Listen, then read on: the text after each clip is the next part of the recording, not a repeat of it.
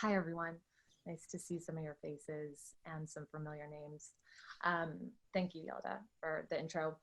Um, yeah, self-abandonment did come forward for me, and maybe what you heard in the quick bio there is that I take a family systems lens when I think about most things, and so for that reason, I'm going to start us. At this place of sort of going back into our origin stories.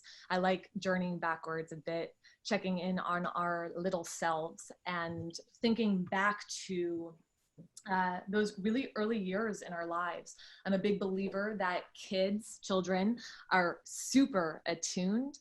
I believe that we are so aware, we are so checked in, we're so dialed in. If anybody around children, has children, remembers yourself as a child, right? Like sort of thinking back to these things that we were observers of and how our intuition, gut is really present there. Um, why I start us there is because I think sort of in the origin space, we're deeply connected to this inner knowingness, whether you want to call it gut, instinct, intuition, it could be a number of different things. But over time, what happens is that that intuition gets stripped away at. And why that's important within the context of safety is that it eliminates our ability to discern, right?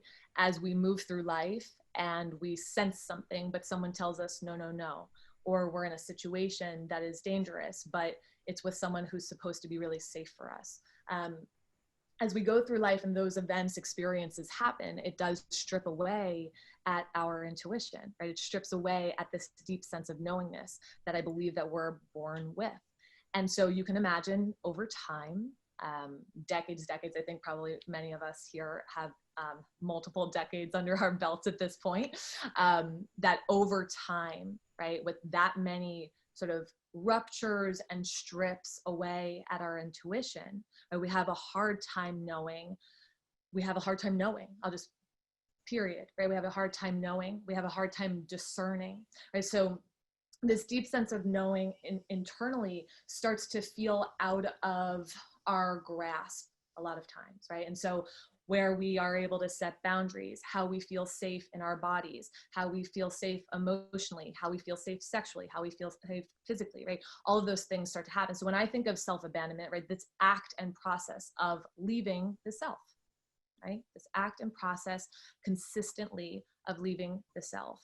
And so oftentimes we find ourselves collapsing in on boundaries in that space, collapsing in on what it is we think we know, but worried that maybe it's fear or maybe it's trauma that's taking the driver's seat. And so when we don't have the connection to discernment, right, then we're not sure what safety looks like. Okay? And that might feel far out there, but I think when we don't know how to trust ourselves because so many things have been stripped away over the years, right? If we don't know how to trust ourselves, then we don't know where safety is. So I'll pause there for a moment because I know Yelda, you and I are going to be in convo here, but how does that make sense to you? How's that landing? Oh yeah. Yeah. Very clear. Very clear. Yeah. Okay, so, I guess before we get into all the questions, I'd love for you to share a time where your self-abandonment led you to an unsafe situation. Mm-hmm. Mm-hmm. Mm-hmm. Let me go back a little bit. Okay. Just because I'm going to add to it because I know that there were like some other pieces that I was thinking about before too. Is like, again, when I think family systems, right, because that's the lens I like to look through, there's a lot of denying of our reality, right? And so I'd even encourage all of you right now to think about a moment in your lives where your reality was denied. So an example of that could be that as a kid, maybe we had an alcoholic parent. And as a child, you noticed a shift in behavior, a shift in emotion. And maybe you said to parent B, is mom okay? Like something feels off, something feels wrong. Is mom okay? And parent B says, yes, honey, everything's okay. Mom just has a tummy ache. It could be something as minor maybe like that, where your reality, right, your ability to recognize something your intuition is telling you something and an adult is telling you something else, right? So something that is denying this experience that you are sensing, this experience that you are seeing fully and fully aware of, is getting stripped at. And what I was saying before is when that happens repetitively, right, we lose that connection, right? We lose that ability to grasp onto what it is that we know is true, right? So I want you to think about a moment in your life right now, if it's available to you, where your reality was denied. Bringing attention back into that space is important. I know we're curious, like how do we bring a sense of self-trust back, right? How do we, if we self-abandon, how do we stay with self, right? How do we self-return? And a couple of the things that I would offer, one of the things that I did, and that I offer clients of mine, is to take a moment in your life. It might be the one that you just named, the one that you just thought of, and to, again, if it feels safe, right? And you choose that for yourself, to go back into that space. Maybe your eyes are closed down, maybe they're open, but you go back into that space. What I've done is sort of close down the eyes, visualize myself at a particular age that stands out to me, where I knew something, but someone told me that I didn't. And I go back into that space and I see little me, maybe like 2 or 3 feet away from me as the observer, as the adult, right? I see little me in that moment, in that experience. And I see her aware of something. I see her recognizing something. I see her really clear. And I see the scenario, I see the situation unfold where someone is telling her that, no, that's not true. Or no, that's not what's happening. And I stand right there with her, right? And I validate that experience. And I think it's really important for us as adults now to go into past experiences that we have and validate them. It's not too late, right? To acknowledge some of the things that have happened along the way that have been incredibly invalidating for us, and to go back into that space again, if it's available for you, because I know sometimes this work is emotionally overwhelming and is better done with someone who can stand with you and by you as you do it. But if it is available to you, to go back into that space in order to reclaim, right? There's a reclamation that's having to happen in that space that is so important, because so many of us have had realities denied in some way or another. So I just wanted to add that part, in small steps. What that can look like is asking ourselves what it is that we are feeling right now, right? Taking a moment, pausing in that space. What am I feeling right now? What do I want right now? What do I need right now? And I oftentimes offer what might feel really basic, but like, after a meal, did I actually like this meal? Like tuning in. It's slowing down and tuning in, because this practice of tuning out is something that we need to replace by tuning in. And so we take something that, might feel incredibly basic to us, but tuning in to say, did I like how that tasted? Did I enjoy this conversation? Yes, no, maybe. What does it look like? So starting in those small spaces to actually tune in back with the self, so that we begin to build this relationship with the self that says, I trust you, right? I trust you. What you're saying is aligned, right? Like how many times, oh, how you doing? Fine. Well, are you fine? Like even that can be this micro self-abandonment, right? Of course we can discern, maybe we don't want to have a conversation with every person who asks us how we are. That's fair, right? But coming back to that space is important. So that leads me, Yelda, to, what your last question was. So I'm an only child. I grew up, my parents got separated when I was in first grade. They went through a 9-year divorce. It was the longest in New Jersey state history at the time. It was incredibly hostile. There was just chaos constantly, manipulation, gaslighting, anger, rage, paranoia, dissociative emotion, emotional flooding, like just everything possible, just flooded in that space. Only child, sort of observing, watching. And as I observed the system around me, I saw them crashing and burning, right? They were not okay. They could not handle many things. And my little self decided that me having needs or requests, or like showing up in any way other than like I'm self-sufficient and good and fine, there wasn't room for that. Now, I don't think that that was actually the case when I look back at it, but when I was in it, right, for me, it was like, I'm fine, I'm good, I need nothing. You fast forward, right, and I look at past romantic relationships that I've had. You know, I learned to self-abandon. This might feel like a micro for some of you, but I learned to self-abandon and not need anything, to be fine constantly, even when I wasn't fine, I wasn't good. Right? There was a lot of stuff that was going on. But I trained myself to do that. And then that part continued to show up for me in my adult romantic relationships. So I'll often say, like, you would find me in my 20s, right? I thought the cool girl was the girl who didn't need anything, right? I presented as a needless woman. And I thought that, you know, from a threatened, fear-based place, right? It was like, if I have a need, it's going to be too much, right? That was the framework from my family system, was that I thought having a need, right, and not being fine was going to be too much, right? And so the self-abandonment was an act of creating safety, right? Holding the structure together. There's always an exchange. There's always a trade that happens in that space. But I continue to do that through my adult romantic life and these relationships. And so again, you know, if you had a video on me in my 20s, what you would see is a woman who was always fine, nothing bothered me, everything was okay, right? So that's a really, like, I hope that's a very obvious example of how that self-abandonment can happen, how there's an origin story to it, and then how that abandonment comes along with us. You know, part of my process in that was in a relationship that was ending. And it was a really standout moment in my life because I was not okay. This person was thinking about going back into the relationship with an ex.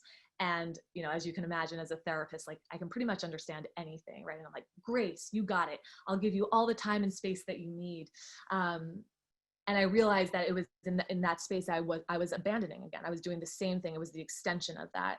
And I remember this moment. I mean, it was through a lot of processing and conversations with people, but I remember like turning into that conversation with this guy and saying, like, I'm not okay. This actually doesn't work for me anymore. Like, I don't want to be in this space where you're choosing between two people. Like, I don't want to hold in this space anymore.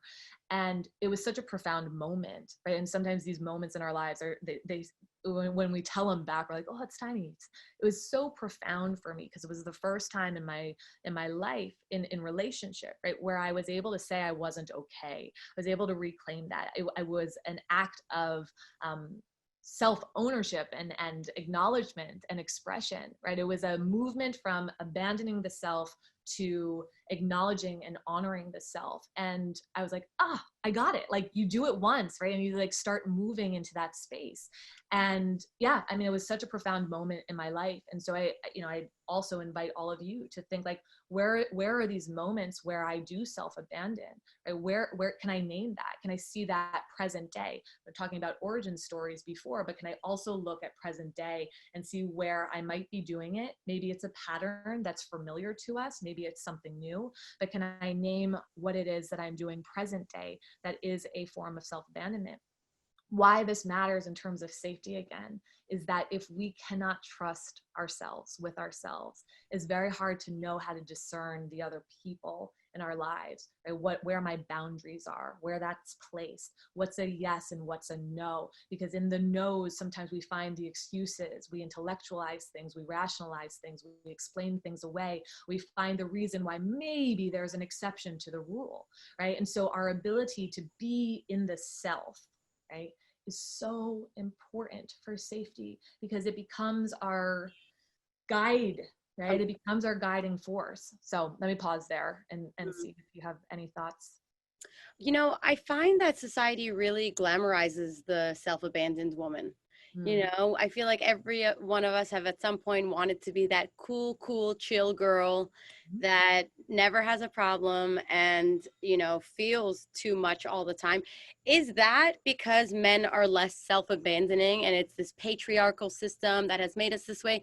What is it? Why have we always, I wouldn't say like we know the words to it, but I find a lot of women, I know myself in my journey, I've wanted to be that woman that's always good, never has a problem, and, you know, doesn't want to be too much. There's a threat that's always on the other side. So whether it's in dating, so for me, it's like if I were to stand in my truth, you know, the story might be that that would be too much for someone. Whether that's true or not, right, is you know, that can be up for debate. But you know, I think we are pumped with those stories, right? That like you need to be this way and to be chosen, right? You need to show up in this way in order to be palatable to others. Right? We've probably gotten a range of narratives around that, right? Like what is palatable, whether it's to the world, society, men, whatever. But if it's outside of relationships, right? It's like there's a trade that's happening, right? Self-abandonment is although it's not, there is a protective layer to it. I am self-abandoning because I'm trading something that I think that I am protecting over there, right? So maybe for me, right, in my childhood, it was like, I'm self-abandoning because I'm protecting the family system in some way. I might self-abandon because I'm protecting my relationship from ending, right? I'm self-abandoning because, like, fill in that blank, right? What are you actually protecting against? Right? But protection and what we fill that blank in does not necessarily mean safety. Aha, wow, that's profound. I felt that in my gut. Be with that, right? Like it might not always be that. Sometimes it is, friends, okay? Sometimes it is. I should say that, like, asterisk, please. Like sometimes we have to self-abandon because literally our lives are at risk. Yeah? And like, okay, do that. Yeah. Right. So I'm not suggesting that a self-abandonment is never for a good reason, like absolutely. Right. But that's again, our ability to recognize that and identify that and discern in that. So yeah, there are plenty of times, right, if like we're in an abusive relationship or there's something dangerous that's happening around us, right, or if there's trauma, right, there's going to be there's an abandonment, there's a dissociation that's happening in response to that. So, you know, so I just want to name that there are times where it would be important to do that. But our job is to get clear on how that's showing up in our lives, right? Each of your lives, right? To get clear on how it's showing up for you personally. Mm. It's really interesting to think self-abandonment can equal safety in certain situations. And I guess I'm interested to know, how are we supposed to practice the muscle of when to center the experience on ourselves versus when not to? What do you mean by that exactly? So well, I assume that a lot of the concept of self-abandoning is thinking about yourself, centering the experience on what you're feeling and what, you know, what your intuition is saying. Is there times where, you know, I guess it's that balance of like being selfish versus being self-returning? How do you know the difference? I mean, I think if we're struggling in this area, we do need to come back to self first, right? So it has to be focused on the individual, because I think maybe what you're saying is like, so for example, in relationship, whether it's partnership, whether it's a friendship, whether it's a family member, is like, you know, am I just gonna like me, like just self focus? This is what I need. This is what I want. So when we start to strengthen this muscle, which requires us to spend some time with the self in order to reclaim it, right? And that when we do that, right, when we strengthen that muscle in the same way that, you know, if you, any way that you would strengthen any muscle in your body, right, is similar thing, right, is like this repetition, this practice, this familiarity in being able to know whether or not something is actually a departure, an abandonment from the self, or whether we're talking about like sacrifice, or whether we're talking about like somebody else's experience is injured right now and we need to have a conversation about that, right? And so I think if I'm understanding you correctly, like how we discern that, because yes, of course, at a certain point, like it's not just about us. If we're choosing to be in relationship, right, of course the other person is just as important as we are in that space, right, if we're choosing that, right? And so if we can't make room for that, we're going to struggle. But I think that if we struggle with self-abandonment, then it requires us to spend some time with the self where it is self-focused. focused, where we are very much focused on the individual and that reclamation process. It's like, because until you can't run the marathon, right, until you actually start to train and get, you know, a mile under your belt, right? And so that's similar in this space. Doing this work is what helps you discern. It's what helps you make space and know whether or not putting yourself aside for a moment is an okay thing to do, because your partner is telling you that they are hurt or something happened and it's okay to focus on them. Mm. Yeah, I like that word discernment, because I have found I feel sometimes judgmental, you know, and I guilt myself or gaslight myself into being like, you're just being judgmental. And I hear this often about, you know, the training and the marathon and the muscles. When it comes to women's intuition, is it real? Like, is it a muscle that we can get stronger at? What are the practices to start training?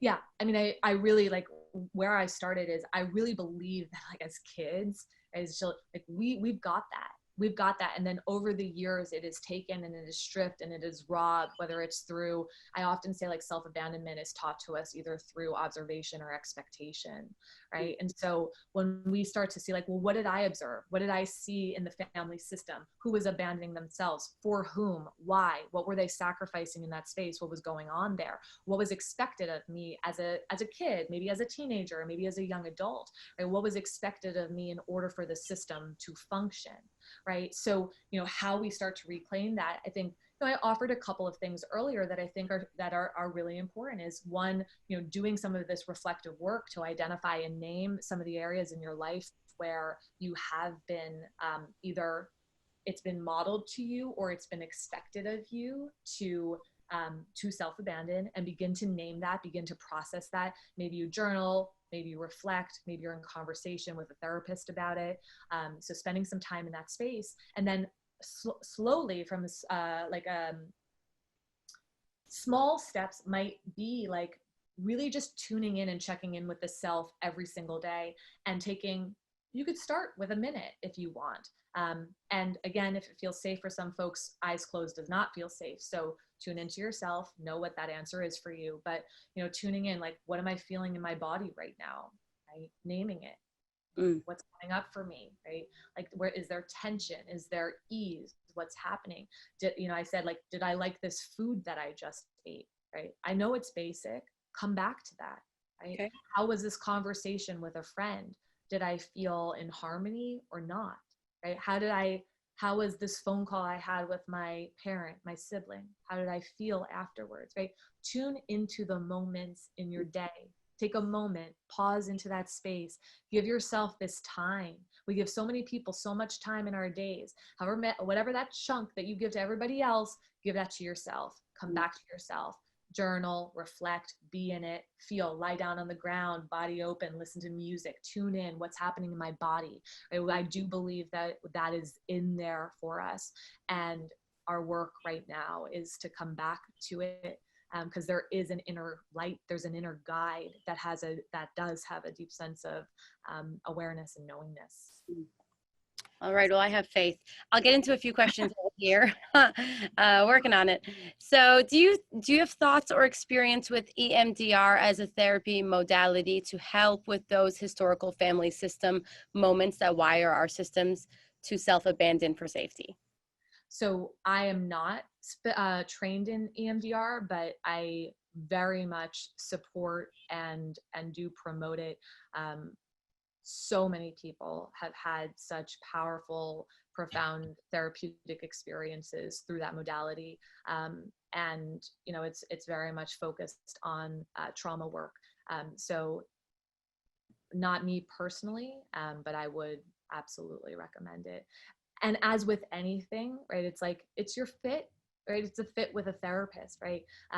So not everybody who does EMDR is going to be a great fit for you. So you do have to shop around a bit, and listen to your intuition, right? Like when you are reaching out, having conversations, seeing who's a good fit for you, like tune in. How did that conversation feel? How did I feel on that person's website, right? Like actually pay attention to where there is harmony, okay? Two back-to-back questions about neediness. Is there self-abandonment also when you're seen as needy? Is it also related to independence? We're less, example, if we are less needy because we are emotional, then we are more independent. Mm-hmm. So we confuse neediness with having needs as a society all the time. And certainly, right, this narrative for women about being needy beings on this planet, it has such a negative I connotation. feel like it's just a shameful word. Does it even need to exist? Well, needy, I mean, having needs, I'm like, hell yeah, right? Like that to me is like, you know, what's the problem? But because neediness has such a negative connotation associated with it, it's like we don't know where that line is. I think, you know, if this, I don't know if this will make sense, but I think having needs can come from an empowered place or a disempowered place. When it comes from a disempowered place, I believe that it probably presents in a more chaotic way. So what I mean by that is like this need that's being presented is coming from an unintegrated place. So it might be an activation of, you know, patterns or wounds or trauma that maybe hasn't been integrated. And so it shows up in a way that feels unintegrated versus having a need that is being presented that shows up in this empowered way that seems very clear and matter of fact and is not like its tentacles aren't necessarily like touching on other things or getting entangled in other things, because I think a lot of times in the neediness that we know can also be sort of this codependency, but it can show up in a lot of different ways where it doesn't feel as clean. Having needs is so appropriate, so necessary, so reasonable. Knowing the self and being able to bring that forward is I mean, it surprises me still sometimes that like we even have to have that, you know, like that conversation of like, well, you know, needs this and you should feel shame or embarrassment around it. Is like speaking that forward. And again, knowing what is safe or good or healthy for you is what allows us to bring our needs forward, right? Otherwise we get wobbly. And then that trade of, if I bring this forward, what's going to happen starts to confuse it. And then we get shaky in that space. I guess I'll just pick one because we're at time. So I'll pick one last question. Do you have any tips for preventing the cycle from repeating, especially in parent-child context? I think, and I don't know if this person means like them then becoming a parent and having a child of their own. So I don't know if that's what you mean by the pattern, but to break a pattern requires deep introspective work in getting to know the self, right? It requires us to become the observers of our experiences. For me, so much of the work is in understanding our own family systems, the messages that we received, our own past pain, wounding, trauma, etc., and healing that, because the pattern does not need to recreate itself over and over again if it's not searching for something, right? And so when we start to do that integrated healing work and it's able to be placed, doesn't mean that it never shows up or pokes its head up ever, but like when we place something, right, and it is in integrity, right, then that pattern, it doesn't need to loop, it doesn't need to look for that thing over and over and over again. So I imagine that there's probably a lot more context to that question, and so if this person and I were in conversation, I might be able to answer it a bit better and a bit more specifically. But I would say that like this work is, we need to get close to ourselves, right? We need to get really close to our stories and understand those stories in a deep, intimate way. And that when we spend time with that story and start to place it, right, then we are able to be in the driver's seat of our lives quite a bit more. So I hope that gives them. Great. I'm just taking notes. You know, I feel like I'm in a personal therapy session right now also, doing so much self-work. I love this. How to go from self-abandonment to self-entanglement. Vienna, thank you so much, sister.